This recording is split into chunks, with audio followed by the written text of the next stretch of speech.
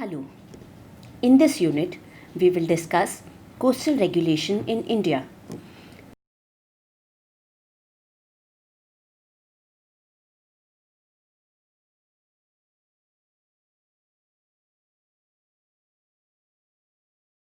We will begin with discussing the significance and fragile nature of the coast that justifies the need for a coastal regulation. We will briefly see how the CRZ, that is, the Coastal Regulation Zone notification, originated and evolved from 1991 to 2011. CRZ Notification 2011 is the current legal document that governs the development on the Indian coasts. We will discuss in detail the different provisions and stipulations of the CRZ notification. These provisions are to do with three key aspects. These are CRZ classification and regulations, institutional mechanism for CRZ regulation, and enforcement and implementation of CRZ notification.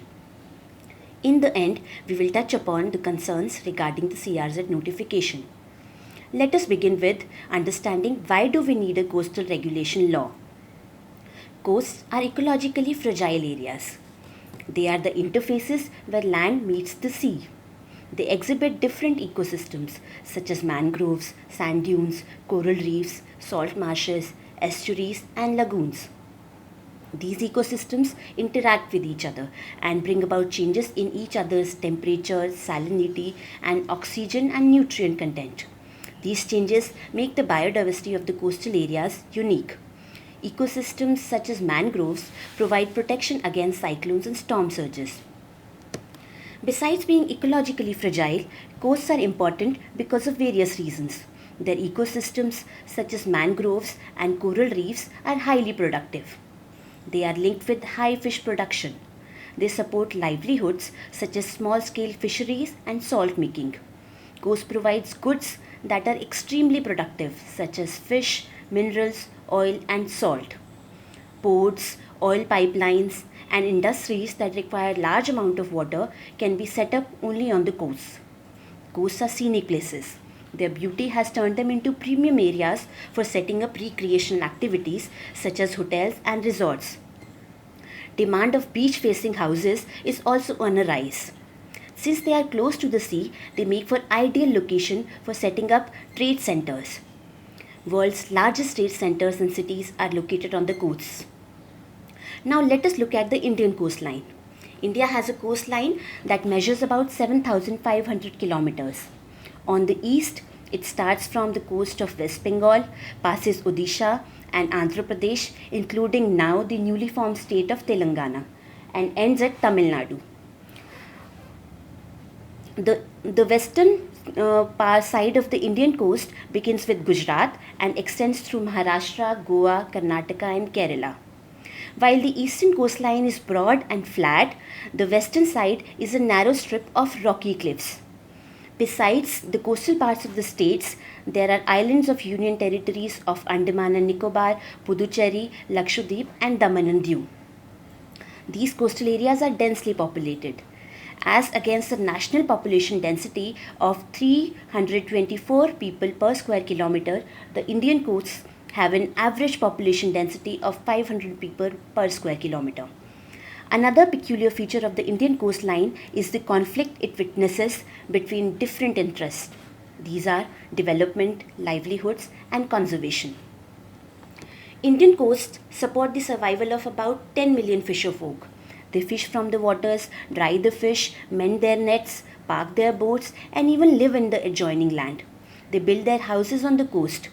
As per the marine census data, there are more than 3,200 marine fishing villages in India. Another economic activity being carried out extensively on the Indian coast is salt making. Salt laborers lead a nomadic life. They spend 9 months in a year in makeshift houses on the coast. Estuaries, which is one of the significant ecosystems seen on the coast, support the livelihood of clam collectors. All these livelihoods put together make a significant number of people who are dependent on the coast for their survival. In the recent years, power plants and special economic zones are vying the same piece of land besides the usual demand for coastal land for setting up ports, oil pipelines, and tourist resorts. Apart from these uses, the Indian government has been notifying marine protected areas with the purpose of conservation of coastal biodiversity. So far, 5 marine national parks have been notified and another one has been proposed. All these uses are competing with each other for a share of the coastal land. The CRZ notification is meant to regulate the use of the coastal space among such competing industry, community, and public uses, while also maintaining the ecological viability of the coastal areas. Environment Protection Act 1986 is the umbrella legislation for the protection of environment in India. Its clause 325 gives powers to the MOEF, Ministry of Environment and Forest, to take measures necessary to protect and improve quality of the environment and to prevent and control environment pollution. The clause further states that the MOEF can restrict areas in which any industries, operations or processes cannot be carried out or can be carried out subject to certain safeguards. Using this clause, the MOEF introduced CRZ, that is Coastal Regulation Zone Notification, in the year 1991. It restricted certain activities in the coastal stretches of India, but several civil society organizations, fishermen groups, and committees appointed by the MOEF over the years raised concerns regarding the notification. We will look at these concerns in the later sections. Due to these concerns, the notification was replaced by a new notification in 2011, which currently regulates the development on the coast. We will refer to it as CRZ Notification 2011. We will now discuss the CRZ Notification 2011 and its clauses in detail. The CRZ Notification 2011 was issued with clear objectives. These are protection of livelihoods, conservation of coastal areas, and sustainable development of the coast. Before we look at the regulations and restrictions that the notification lays out, let us see how does the notification define the coastal regulation zone. For this, first we need to understand high tide line, that is HTL, and low tide line, LTL. High tide line is the line or land up to which the highest water line reaches during the springtime. Coastal Regulation Zone, as defined in the CRZ Notification 2011, is the coastal area up to 500 meter from the high tide line on the landward side of the sea and the area between the HTL and the LTL. CRZ has been defined for the water bodies such as bays, creeks, estuaries, rivers, and backwaters of the sea as well. It has been defined as the area up to 100 meter from the HTL along those water bodies that are influenced by the tidal action. Tidal influence is ascertained by noting the salinity of the water in these bodies. If the water has a salinity concentration of 5 parts per million in the driest period of the year, the water body is considered to be tidal influence. Let us now see the institutions created for CRZ regulation. CRZ notification suggests the constitution of institutions at 3 levels.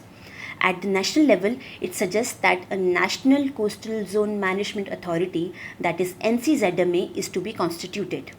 At the state level, state coastal zone management authorities are to be constituted. And at the district level, all coastal districts are to have district level coastal committees, that is DLCCs. The notification does not prescribe anything on the composition of the coastal zone management authorities, but it mandates that DLCCs should have at least 3 representatives of traditional coastal communities. The role of National Coastal Zone Management Authority is to coordinate the work of the State Coastal Zone Management Authorities. The State Coastal Zone Management Authorities are to implement the CRZ notification in the state, and DLCCs are to assist the SCZMAs, that is the State Coastal Zone Management Authorities. Coastal Regulation Zone has been divided into 4 zones. These zones are based on the development level of a coastal stretch and its distance from the HTL. Let us look at these zones now. As you can see in the picture and as shared in the previous section, CRZ includes intertidal areas, that is areas that fall between the HTL and the LTL. area up to 500 meter from the STL of the sea, and area up to 100 meter from the STL along the tidal influence water bodies. Certain parts of the CRZ are ecologically sensitive. These include habitats of rare and endangered species such as horseshoe crabs, turtle nesting sites, ecosystems such as mangroves, sand dunes, and coral reefs. These ecologically sensitive areas and areas that are crucial for the health of the coast, along with the intertidal areas, form CRZ1. In the illustration, all the areas that are filled with red horizontal lines are CRZ1 areas. CRZ2 areas are those areas that are developed up to or close to the shoreline and fall within the limits of the concerned municipality. The illustration shows these areas as filled with green horizontal lines. Areas that are relatively undisturbed and not as developed as the CRZ2 areas have been classified as CRZ3 areas. Of these CRZ3 areas, the first 200 meters from the STL is classified as No Development Zone, that is NDZ. The areas within the 100 meter from the STL of the tidal influence water bodies are also included in the NDZ. The areas with yellow vertical lines in the illustration indicate the NDZ areas, and the areas with orange vertical lines form the non-NDZ part of the CRZ3. CRZ4 areas are water areas. It includes the water areas of the tidal influence water bodies and water areas up to 12 nautical miles from the LTL of the sea. 12 nautical miles is the distance up to which a country's territorial waters extend. Blue areas in the illustration are the CRZ4 areas. CRZ Notification 2011 puts a generic ban on carrying out of certain activities in the CRZ. But most of these prohibitions are accompanied with a set of exceptions. For example, setting up of new industries are not permitted in the CRZ, but there are exceptions such as ports, harbours and jetties. Similarly, land reclamation and bunding is not allowed except for construction of ports, harbours, control of erosion, etc. Discharge of untreated effluents, mining, groundwater drawal, and storage of oil and hazardous substances are other activities that are banned in the CRZ. You can see a complete list of prohibitions and exceptions in component 2, that is e-text of this module. CRZ notification also has certain regulations specific to each zone. Let us have a look at those now. In CRZ1 areas, new constructions, except for structures required for local needs, salt making, storage, desalination plants, construction of roads in intertidal areas which are not ecologically sensitive, are not permitted. In CRZ2 areas, buildings are permissible on the landward side of the existing road or building. This clause has been relaxed for slum redevelopment projects and reconstruction of dilapidated structures. However, reconstructions are permitted in this zone. In the NDZ, that is the no development zone, as the name suggests, no development or construction is permitted, except for constructions for certain activities relating to agriculture, horticulture, forestry, pastures, parks. Reconstructions and repairs of authorized structures are allowed, and also dwelling units of coastal communities are permitted in the zone between 100 to 200 meters from the STL. In the non-NDZ part of the CRZ3 areas, construction and repair of houses of local communities, tourism projects, public facilities for local inhabitants are permitted. In CRZ4 areas, activities related to traditional fishing are allowed. There are certain exceptions to these regulations as well. You can find those details in component 2, that is the e-text of this module. The notification gives special consideration to certain areas. Let us have a look at those now. In Greater Mumbai, roads have been allowed in CRZ1 areas. Rehabilitation of existing slums and reconstruction of dilapidated buildings has also been permitted. On islands in the backwaters of Kerala, 50 meters from the STL has been demarcated as CRZ area. All foreshore activities required for fishing are permitted in the notified fishing villages of Goa. It also allows for erecting seasonal temporary customary structures such as shacks, CRZ notification 2011 has identified 12 sites that should be notified as critically vulnerable coastal areas, that is CVCAs. These areas are to be notified for the purpose of protecting the critical coastal environment and reducing the difficulties faced by local communities. Sundarbans, Gulf of Kutch, Gulf of Mannar, Bhitarkanika are a few examples. The notification further states that these areas will be identified, planned, notified, and managed based on guidelines issued by the MOEF. Communities will be involved in the management of these areas, and the integrated management plans of these areas will be based on the conservation aspect and the needs of the local communities of the region. The notification also states that dwelling units of traditional local communities which are permissible but have not obtained formal approval under CRZ 1991 would be regularized under CRZ 2011. In its meeting in December 2011, the Karnataka State Coastal Zone Management Authority used this clause to regularize and allow reconstruction of a house for a traditional inhabitant in Udupi district. For all the projects seeking to be set up in the CRZ, CRZ Notification 2011 mandated a procedure. As per it, the SCZMAs, that is the State Coastal Zone Management Authorities, are to examine all proposals of projects to be set up in the CRZ. They, within 60 days, are to be forwarded from them to the different agencies. Projects listed in the Schedule A of the Environment Impact Assessment, that is EIA Notification 2006, are forwarded to the EAC, that is the Expert Appraisal Committee, and then to the MOEF. Projects listed in the Schedule B of the EIA notification are forwarded to the SEAC, that is the State Expert Appraisal Committee, and then to the State Environment Impact Assessment Authority, that is SEA. Construction projects to be set up in the CRZ2 zone with an area of less than 20,000 square meters are to be forwarded to the SEAC and then to SEA. And the construction projects to be set up in CRZ2 which are of an area of more than 20,000 square meters are to be forwarded to the state planning authorities. All other projects listed in the CRZ notification are forwarded to the MOEF.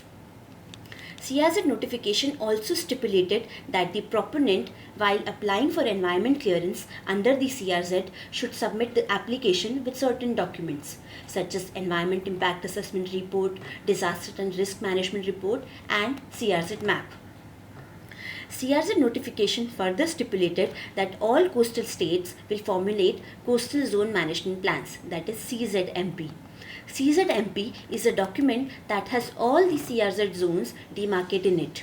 SCZMAs, that is the State Coastal Zone Management Authorities, use it to arrive at decisions on project clearance, identification of violations, and regulation of development activities in the CRZ. Currently, SCZMAs are using the CZMP prepared under CRZ Notification 1991.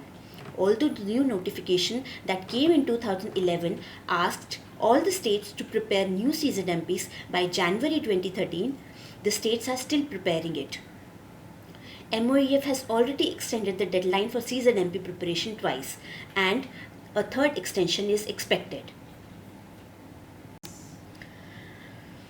Now that we have looked at the key provisions of the CRZ Notification 2011, we can summarize the functions of various institutions with respect to the key aspects of the CRZ notification in the form of a table. For CZMP preparation, SCZMAs are to coordinate the activity, NCZMA to monitor the progress of the activity, and MOEF is to approve the CZMP. SCZMAs recommend the revisions to the existing CZMP.